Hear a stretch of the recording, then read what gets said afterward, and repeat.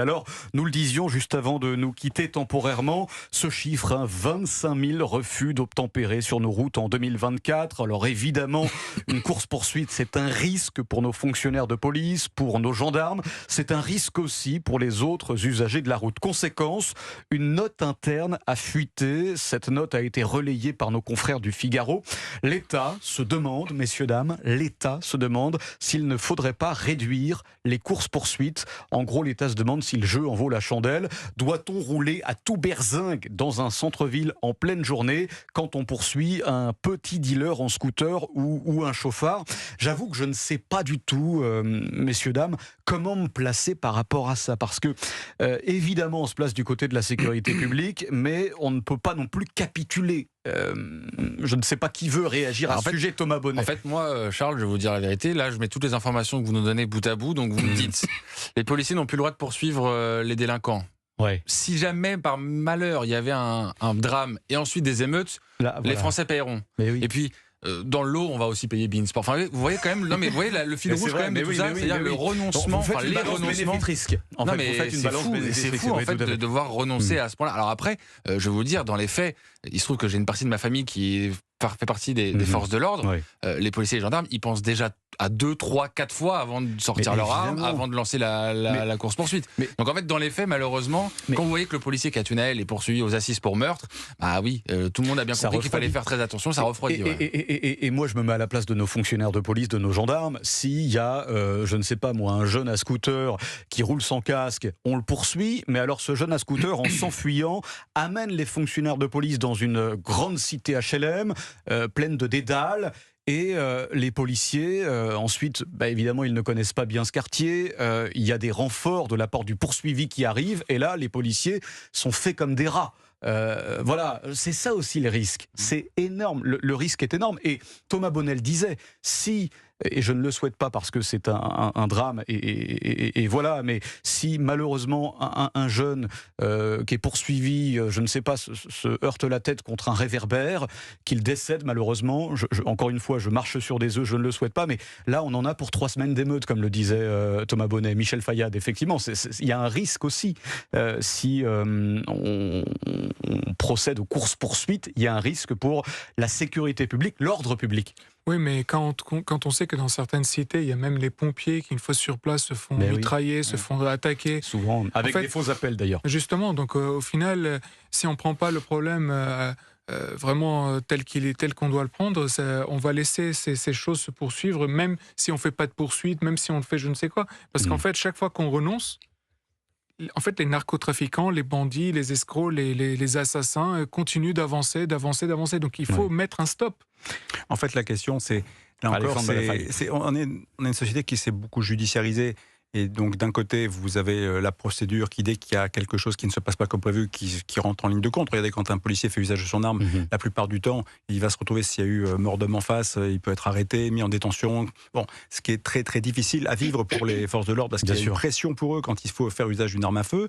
Quand vous avez un accident comme l'affaire Naël, on voit les proportions que ça prend. Voilà. Et tout d'un coup, ça coûte une fortune. Et puis, bien sûr, eux, ils sont mis en cause. Enfin bref, il y a un vrai sujet. Le problème, c'est qu'on a un système aujourd'hui qui est d'abord trop judiciarisé, et une société qui est très éruptive. Donc on a un mal de chien en fait à régler. C'est un cocktail molotov que vous nous décrivez là, Alexandre Balafaye. Donc qu'est-ce qu'il faut faire ? Moi je pense que ce qu'il faudrait, c'est en tout cas quoi qu'il arrive, c'est faire davantage confiance aux forces de l'ordre, laisser davantage de marge de manœuvre plutôt que de vouloir tout réglementer. Mais en même temps, regardez, non mais Alexandre Balafaye, pardon, mais il y a des victimes collatérales. Le petit Mathis, 19 ans, à Lille le mois dernier, mort car percuté par un chauffard fuyard, drogué au protoxyde d'azote.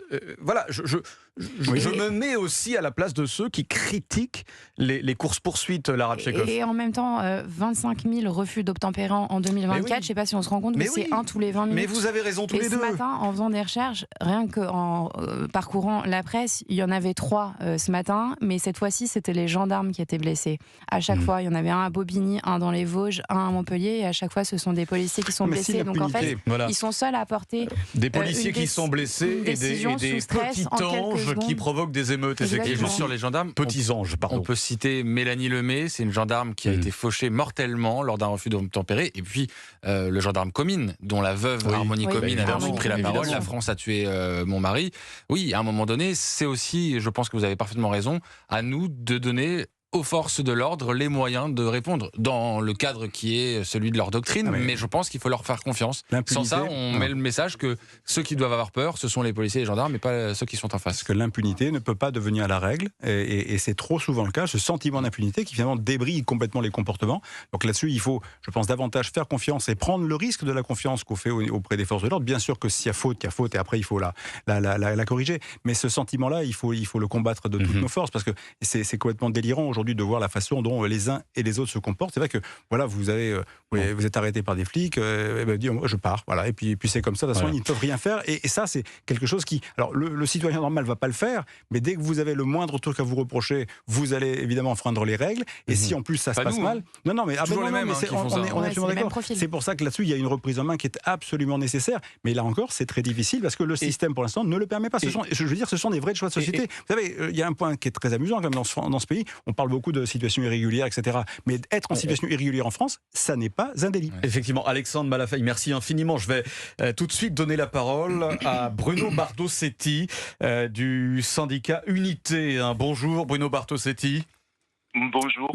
Merci infiniment d'être avec nous en ce 26 décembre. Alors, vous êtes, basé dans la zone sud du pays, c'est important de le dire, parce que ça veut dire que vous vous occupez de villes comme Marseille, Perpignan, Montpellier avec le quartier de la Paillade, Toulouse avec le quartier du Mirail. C'est pas la cour des miracles, ces zones-là. Bruno Bartosetti, alors c'est vrai qu'on a parlé en plateau avec nos débatteurs du dilemme en fait. Faut-il finalement, Bruno Bartosetti, baisser le nombre de courses-poursuites et donc laisser courir certains petits délinquants, ou bien au contraire les maintenir, mais à côté de ça, avoir des drames et des émeutes comme on en a vécu il y a quelques mois, quelques années en France. Comment vous vous situez par rapport à ça ? Alors déjà, il faut savoir qu'on est justement dans des situations où on ne prend pas tous les risques dans les courses-poursuites. On entend course-poursuite, mais en fait, on est dans on est dans la prolongation finalement d'une fuite en avant de la personne qu'on veut interpeller, et on ne prend pas tous les risques. On essaie de localiser, de relever l'immatriculation, mais on ne prend pas tous les risques en fonction bien évidemment des situations et des délits ou crimes. On ne peut pas laisser partir un criminel. Bon, on doit pour qu'on comprenne, on doit travailler. Pour qu'on comprenne, un jeune sans casque sur un scooter, on ne prend pas le risque de le poursuivre, c'est ça, d'accord? Non, on essaie de l'interpeller. S'il prend tous les risques, on le laisse partir. En revanche, un chauffard qui roulerait à 200 km/h sous substance sur le périphérique de Montpellier, là par contre vous sortez la Mégane GTI, c'est ça?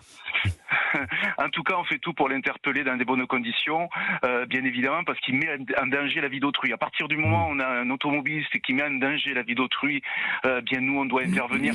Après, on ne va pas leur dire au revoir, merci d'être passé, on n'intervient pas.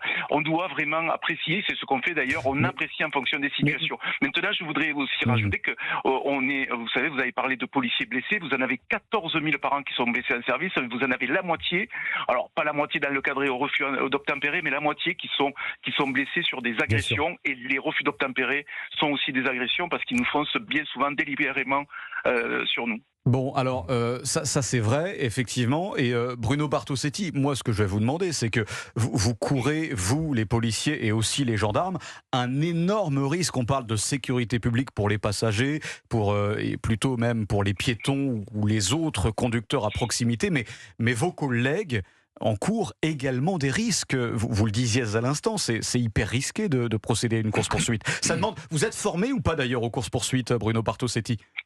Alors, pour beaucoup, nous sommes formés, mais comme vous le soulignez, on a une pression juridique qui s'exerce sur nous. C'est-à-dire que d'un côté, lorsqu'on va lire une note de service, on va nous demander d'intervenir, mais de nuancer, de faire attention. En gros, quand vous avez fini de lire la note de service interne, c'est à votre appréciation. L'information, c'est une note interne, en fait, c'est ça?